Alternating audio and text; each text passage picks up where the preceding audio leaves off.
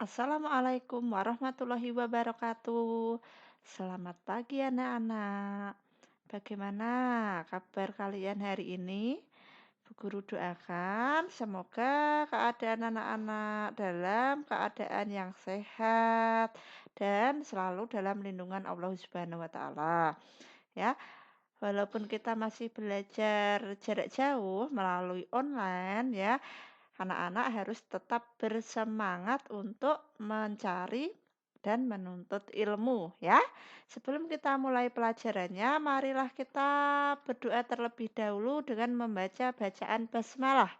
Bismillahirrahmanirrahim. Nah, nah, hari ini kita akan belajar muatan pelajaran bahasa Indonesia dan PPKN.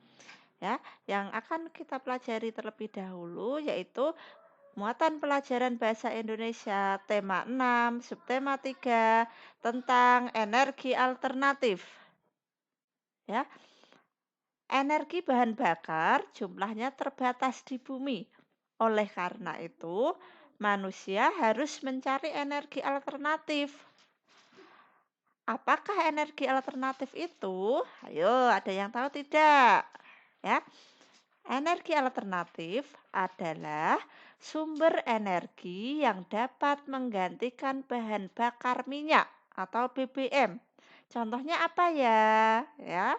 Nah, contohnya, nah, nih jenis-jenis energi alternatif itu ada energi alternatif matahari, kemudian ada energi alternatif air, dan yang terakhir ada energi alternatif angin.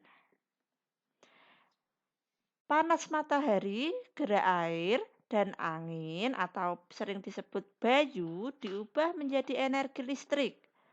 Listrik ini dihasilkan oleh matahari, air, dan angin.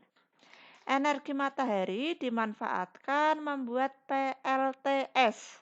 Ya, PLTS itu kepanjangan dari pembangkit listrik tenaga surya. Ya, kemudian energi air dimanfaatkan untuk membuat PLTA atau pembangkit listrik tenaga air. Sedangkan angin atau bayu ya digunakan untuk PLTB, pembangkit listrik tenaga bayu. Ya, ini bisa dilihat contohnya. Gambarnya matahari melalui panel surya dapat menghasilkan energi listrik. Ya, kemudian ada PLTA, menggunakan energi air yang digerakkan oleh turbin dan generator akan menjadi energi listrik. Ya, kemudian angin, ya angin, kemudian digerakkan oleh kincir angin akan menjadi listrik. Ya. Energi alternatif panas matahari. Perhatikan ya, matahari sumber energi panas terbesar di bumi. Selain untuk berbagai aktivitas seperti mengeringkan pakaian, penerang alami di bumi, fotosintesis, matahari juga bisa digunakan sebagai PLTS, ya, pembangkit listrik tenaga surya. Panas matahari ditampung di alat bernama panel surya. Kemudian diubah menjadi energi listrik. Gerak angin sebagai energi alternatif ya. Nah, perhatikan. Gerak angin dimanfaatkan untuk bermain layang-layang, menggerakkan perahu layar, menggerakkan roda penggilingan padi, dan bisa juga sebagai pembangkit listrik tenaga bayu (PLTB). Nah, yang ketiga, air sebagai energi alternatif ya. Air dimanfaatkan untuk berbagai keperluan, salah satunya pembangkit listrik tenaga air. Saat ini, segala aktivitas manusia tak lepas dari listrik. Listrik dari tenaga air tidak pernah habis. Meskipun demikian, kita harus menghematnya. Nah, ada juga energi alternatif briket ya. Briket adalah bahan bakar pengganti minyak atau BBM ya. Briket dapat dibuat dari bambu, serbuk gergaji atau batok kelapa. Kelebihan briket yaitu mengurangi polusi BBM, mudah terbakar, dan tidak cepat habis. Nah, ada juga energi alternatif biogas. Apa ya biogas itu? Ya, biogas adalah energi yang dibuat dari limbah kotoran hewan. Ya, limbah kotoran sapi akan diolah kemudian menghasilkan energi untuk penerangan, menyalakan kompor, dan sisanya untuk pupuk. Nah, ini perhatikan ya. Nah, kotoran dari hewan ternak, sapi ya, akan membentuk yang namanya gas metana ya. Gas metana ini akan menjadi sumber energi alternatif yang bisa untuk menyalakan kompor seperti itu. Kemudian sisa cairannya ya ini dapat digunakan sebagai pupuk cair. Itu ya. Nah, bahan bakunya tadi dari kotoran sapi, kemudian dicampur dengan air. Nah, diendapkan, diperam selama 4 hari ya, akan menghasilkan gas metana. Gas yang digunakan untuk energi alternatif ya, sedangkan cairannya digunakan sebagai pupuk cair ya yang berupa cairan. Kemudian sisa endapan yang padat dapat digunakan sebagai pupuk padat. Jelas ya? Nah, dalam bahasa Indonesia tentu saja anak-anak sudah tahu tentang istilah kata atau makna kata ya. Nah, listrik ya, listrik itu artinya apa? Listrik adalah daya yang dihasilkan karena proses kimia atau fisika. Nah, angin itu gerakan udara yang bertekanan tinggi ke tekanan rendah. Generator adalah alat untuk mengubah energi mekanik ya menjadi energi listrik. Air yaitu jenis zat cair yang mengandung zat kimia, oksigen, dan hidrogen. Ya, yang terakhir turbin itu mesin pemutar dengan energi gerak. Nah, ini merupakan contoh istilah atau contoh kata-kata yang berhubungan dengan energi alternatif. Ya. Nah, itu tadi pelajaran bahasa Indonesia. Mudah-mudahan anak-anak sudah jelas semua ya, sudah paham ya. Sekarang Bu Ata lanjutkan ke materi yang kedua, yaitu muatan pelajaran PPKN. Ya, tentang hak dan kewajiban di keluarga dan sekolah. Nah, perhatikan gambarnya ya. Nah, menikmati energi adalah hak setiap manusia.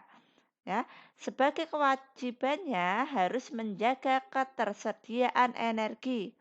Keduanya harus dilaksanakan secara seimbang. Jadi, kewajiban dan hak itu harus dilakukan secara berdampingan dan harus seimbang. Apa itu hak ya? Hak adalah segala sesuatu yang harus kita dapatkan dan penggunaannya sesuai kebutuhan. Nah, sedangkan kewajiban itu apa? Ya, kewajiban adalah segala sesuatu yang harus dilaksanakan. Ya, hak dan kewajiban harus dilaksanakan secara seimbang.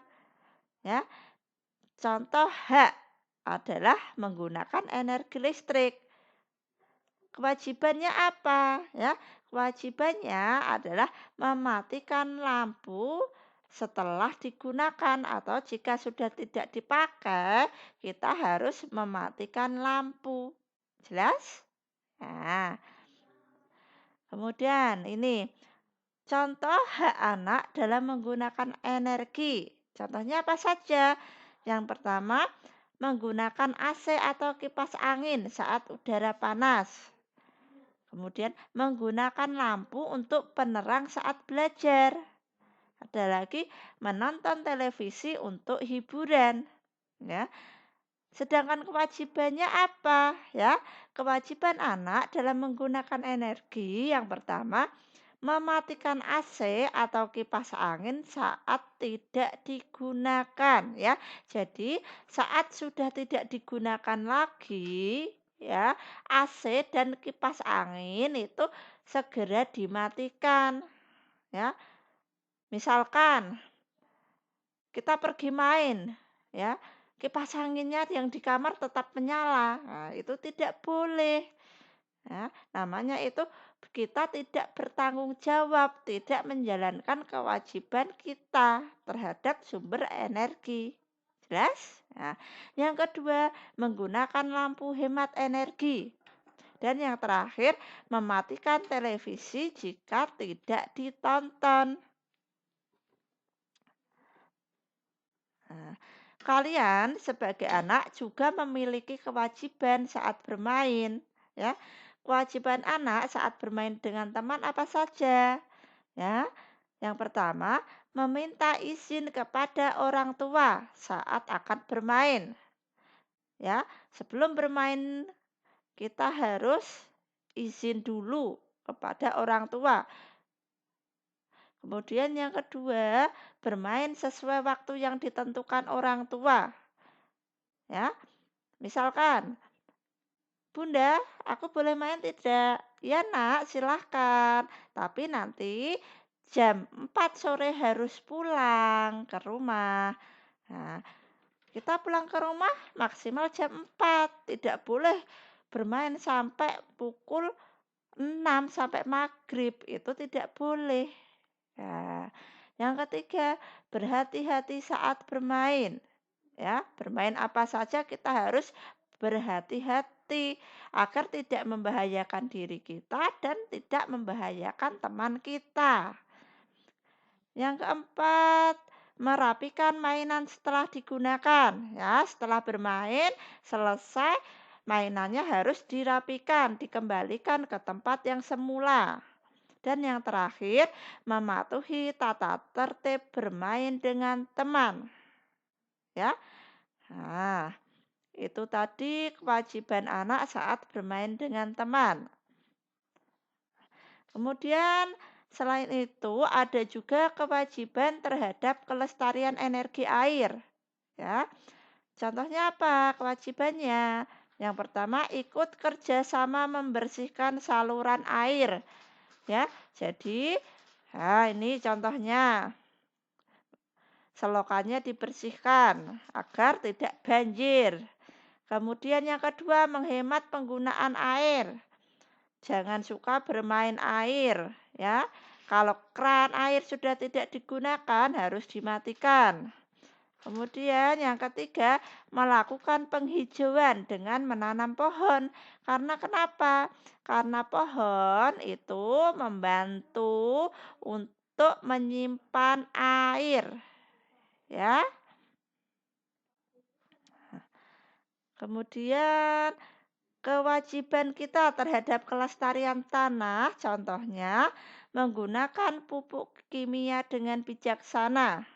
Ya, kenapa saat menggunakan pupuk kimia itu harus bijaksana? Nah, karena penggunaan pupuk kimia dengan jumlah yang banyak itu dapat merusak kandungan atau kesuburan tanah. Tanahnya akan tercemar oleh bahan kimia. Ya. Kemudian yang kedua, membuang sampah pada tong sampah. Ya. Yang terakhir, membuat resapan air hujan. Cara menjaga kelestarian lingkungan di sekolah, ya. Contohnya, melakukan kerja bakti dengan teman, membuang sampah pada tempatnya, dan melakukan gerakan tanam pohon di sekitar sekolahan. Sekian pelajaran pada hari ini. Tetap semangat untuk terus belajar. Ya, jangan lupa belajar adalah harta karun yang akan mengikuti kemanapun pemiliknya. Ya, buat ucapkan terima kasih. Semoga ilmu yang kita dapatkan hari ini dapat bermanfaat. Buat akhiri, wassalamualaikum warahmatullahi wabarakatuh.